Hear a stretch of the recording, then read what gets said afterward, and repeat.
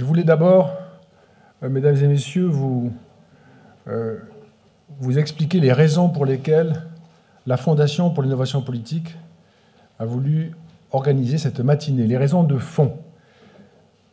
Les classes moyennes sont apparues, on ne le dit pas assez, certainement elles sont développées avec les Trente Glorieuses, mais elles sont d'abord apparues avec la société industrielle. D'abord sous la forme de ce que nous appelions autrefois la bourgeoisie, par opposition avec le peuple des paysans et avec le monde des élites aristocratiques.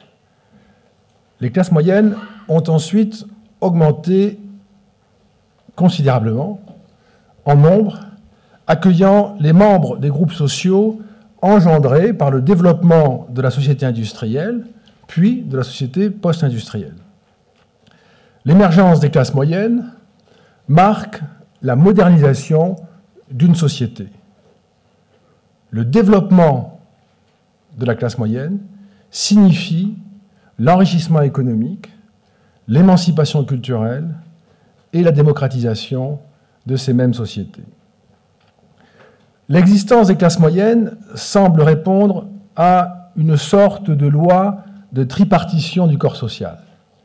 Cette tripartition est observable dans toutes les sociétés modernes, si bien qu'elle répond certainement, et j'en ferai l'hypothèse, à une nécessité sociologique, comme si l'organisation du corps social ne pouvait trouver son équilibre sans l'existence de ce groupe central. Il faut bien parler de groupe central lorsque nous parlons des classes moyennes, car elles occupent une position médiane en même temps qu'elles jouent un rôle clé dans nos sociétés. La centralité des classes moyennes est triple. D'abord, les classes moyennes remplissent un rôle central sur le plan sociologique. Elles assurent la cohésion sociale de l'ensemble d'une communauté. Elles permettent précisément de faire société. Faire société malgré les différences et les antagonismes qui séparent ou peuvent séparer les groupes les uns des autres. Les classes moyennes sont comme un point de contact entre les différents mondes sociaux. Elles rendent possible le passage d'un monde à l'autre, d'un groupe à l'autre. C'est par les classes moyennes que la mobilité sociale est possible. Elles permettent les trajectoires ascendantes, trajectoires sans lesquelles les sociétés sont privées de dynamisme. Les classes moyennes manifestent le fait que la société n'est pas cloisonnée, c'est-à-dire que l'on peut échapper à sa condition sociale initiale, que l'on peut s'élever. C'est pourquoi ce sont les classes moyennes qui font vivre dans nos sociétés les valeurs de travail, le respect des études, le goût de l'initiative individuelle, la disponibilité aux risques calculés. Et finalement, la vigueur des classes moyennes me semble signer l'existence d'une société libérale et démocratique. Les classes moyennes jouent ensuite un rôle central sur le plan économique. Elles prennent en charge une large part de la production des richesses, car elles portent une part prépondérante de l'esprit d'entreprise et d'initiative. Ces membres prennent en charge les fonctions d'encadrement dans les entreprises comme dans les administrations. Elles sont le cœur de la consommation par leur importance quantitative, autant que par leur style de vie, très lié à une haute consommation. On le voit, les classes moyennes jouent un rôle économique majeur, non seulement en faveur de la croissance, de l'investissement et de l'innovation, mais aussi en faveur de la stabilisation pendant les périodes où la croissance est moins forte, notamment grâce à l'épargne, qui est un des éléments sur lesquels, j'imagine, nous reviendrons ce matin. Enfin, les classes moyennes jouent un rôle central sur le plan politique. J'ai imaginé une formule, je me suis dit, au fond, c'est comme un maillon démocratique. ou le maillon démocratique. Elle favorise l'émergence des opinions modérées, l'enracinement et la diffusion de ces opinions, l'équilibre des points de vue. Elles offrent un appui social à la construction des compromis politiques. Par le niveau de formation et le niveau d'information de ses membres, leur intérêt plus marqué pour les affaires publiques et leur attachement plus fort aux libertés individuelles et collectives, les classes moyennes sont la source principale de l'esprit démocratique. Elles favorisent la fonction critique dans nos sociétés, comme l'arrivée au pouvoir des partis de gouvernement par opposition aux partis protestataires. Centralité sociologique, centralité économique, centralité politique, les classes moyennes ne peuvent être considérées comme un sujet parmi d'autres. Le rôle majeur qu'elles remplissent explique largement l'intérêt particulier que leur portent les politiques depuis, me semble-t-il, le XIXe siècle. C'est la raison pour laquelle la Fondation pour l'innovation politique a voulu s'intéresser à cette question ce matin, en organisant cette table ronde, ce petit colloque, mais en même temps en mobilisant pour ce faire une étude que nous avons réalisée avec l'IFOP, une étude particulièrement lourde et ambitieuse auprès d'un échantillon de 2000 personnes, qui nous permet, je crois, d'apporter une contribution significative à la compréhension et à l'analyse des classes moyennes. Je voudrais aussi vous dire que vous trouvez dans le programme qui vous a été distribué une note rédigée par Elisabeth Dupoirier sur le comportement électoral des classes moyennes, qui est une note rédigée pour ce colloque.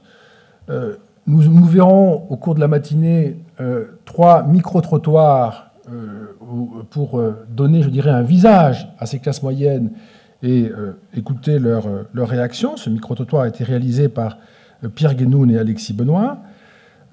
Et nous allons ensuite, à partir de ce matin, nous allons ensuite engager à la Fondation une série de travaux sur les classes moyennes dans la suite, dans le prolongement de cette matinée, de nos échanges, comme de l'analyse de l'enquête très lourde réalisée par l'IFOP pour la Fondation. Je le dis avec un peu de gourmandisme, il y a une passion pour les enquêtes d'opinion. L'ensemble des résultats avoisine les 500 pages. Donc, mais rassurez-vous, comme d'habitude à la Fondation, tout sera mis sur le site et tout sera accessible gratuitement. On a mis sur le site ce matin les résultats, les principaux résultats accessibles, donc toutes les réponses à toutes les questions. Et puis ensuite, on va, sur une dizaine de jours, vous proposer pour chacun des résultats l'ensemble des ventilations pour que vous puissiez, si cela vous intéresse, vous approprier à votre tour l'ensemble de l'étude. Je crois que ça mérite vraiment, si on s'intéresse au sujet, cela mérite vraiment d'y consacrer du temps. Elle est pleine d'informations, de renseignements et même de découvertes. Je voudrais dire un mot de cette étude parce que elle est partie d'une double préoccupation. Nous avons le sentiment, je l'avais aussi, nous avons souvent le sentiment que les classes moyennes posent un problème de définition, c'est le mot qu'on puisse dire. Et si nous demandons collectivement à quelle classe nous appartenons, nous allons être très nombreux à répondre aux classes moyennes. Et si nombreux que, de mon point de vue, cela finit par faire problème. On est entre les 2 tiers et 70% des personnes qui, assez simplement, assez volontiers, se disent appartenir aux classes moyennes. Je dirais que, presque par effet de logique, ça pose un problème, parce que si nous considérons que les classes moyennes sont un groupe central, comment peut-on imaginer un groupe central qui représente les 2 tiers d'une société ? Donc il y a même un problème de conception sociologique, je dirais, quand nous parlons de classe moyenne. On a des variations infinies sur les classes moyennes inférieures, les classes moyennes supérieures, et bien sûr les inévitables classes moyennes, impraticables dans l'expression, mais qui peuvent avoir du sens au plan de l'analyse sociologique. Alors l'intention que nous avions avec l'IFOP était d'interroger non pas 1000 personnes, comme il est d'usage de le faire pour avoir un bon échantillon, mais 2000 pour permettre un découpage, sans perdre de vue l'ensemble des 2000 personnes que nous avons interrogées, et qui font, je vous l'ai dit, l'intérêt de l'enquête que nous mettrons à votre disposition et que nous mettons ce matin à votre disposition, l'idée était de serrer un peu plus fermement les contours de cette catégorie. Et de ce que nous voyons apparaître, alors là je le prends davantage à mon nom propre parce que je ne veux pas embarquer l'IFOP dans mes choix, et on écoutera ce matin, puisque les représentants de l'IFOP seront présents et je les en remercie, leur point de vue sur ces questions-là. Mais pour ce qui me concerne, j'ai retiré de la catégorie classe moyenne ceux que l'on devrait classer dans les classes moyennes supérieures, si on cherchait à les appeler par un nom. C'est comme ça d'ailleurs qu'ils se trouvent dans l'enquête d'opinion. Ils sont 13%. Mais il me semble que par leur niveau de revenu, par leur style de vie, par leur système d'opinion, ces classes moyennes supérieures, qui sont 13%, appartiennent à un monde beaucoup plus aisé que le monde des classes moyennes. Il n'y a pas les caractéristiques d'un groupe appartenant à un bloc central. Et je pense qu'il y a là une difficulté assez française, sur laquelle je ne vais pas m'étendre, mais qui est une difficulté culturelle, politique, idéologique. Je pense que nous avons du mal, peut-être par le rapport que nous avons à l'argent, aux différences sociales, aux inégalités, je pense que nous avons du mal à désigner des catégories supérieures. On peut parler des gens riches, il y a une forme d'ailleurs de tension, un petit peu de ressentiment déjà, et donc classe moyenne supérieure, ça reste des classes moyennes. Comme si, en répondant à l'IFOP, on répondait à un agent du fisc. La classe moyenne supérieure, c'est toujours plus prudent. C'est une forme de bourgeoisie. On ne peut pas dire cela, ça ne se dit plus, mais c'est une forme de bourgeoisie qui a un niveau de vie supérieur aux classes moyennes, sensiblement supérieur, et qui, par toute une série de caractéristiques, appartient manifestement à un niveau social situé en dehors et au-dessus des classes moyennes. De ceci, l'IFOP nous a proposé, c'était une très bonne idée, non seulement de poser des questions aux individus, dans quelle classe sociale vous situez-vous, mais aussi à partir des réponses qu'ils nous ont données sur le niveau de revenu, sur l'épargne, sur la propriété, sur le patrimoine, le livret A, etc., le nombre d'individus par foyer, reprendre leurs réponses et essayer de les ranger ensuite dans des catégories qui prennent en compte ces éléments objectifs de revenus, de patrimoine, etc. Et donc nous arrivons à une présentation qui est un peu différente et qui, moi, me paraît plus convaincante, dans laquelle nous avons 52% des personnes interrogées qui peuvent appartenir au monde des classes moyennes. Et puis ensuite, en dessous, des classes modestes, et puis une classe défavorisée, donc en dehors des classes moyennes. Ces 52% de Français appartenant aux classes moyennes forment le cœur de notre sujet. Mais même là, il faut opérer une fragmentation. Et de manière très nette, ce groupe central de 52% se découpe en deux catégories que nous pourrions décrire dans le détail. Je ne vais pas le faire ici. L'enquête d'opinion permet vraiment de le faire.